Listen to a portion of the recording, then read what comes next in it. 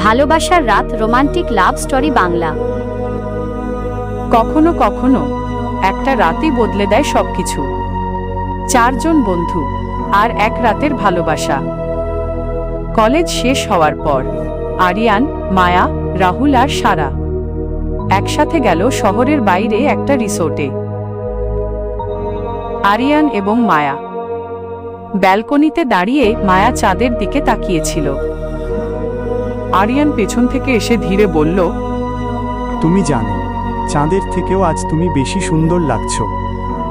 মায়া হালকা হেসে বলল, তুমি সবসময় এমন কথা বলো কেন? আরিয়ান ধীরে তার হাতটা ধরে কাছে টেনে নিল। কারণ আমি থামাতে পারি না নিজেকে। মায়ার নিঃশ্বাস একটু ভারী হয়ে গেল। দুজন একে অপরের খুব কাছে। হালকা বাতাসে মায়ার চুল উড়ছে। আরিয়ান সেই চুল সরিয়ে দিল কানের পাশে। এক মুহূর্ত, তারপর খুব আস্তে তারা একে অপরের ঠোঁটে স্পর্শ করল। সবকিছু যেন থেমে গেল সেই মুহূর্তে।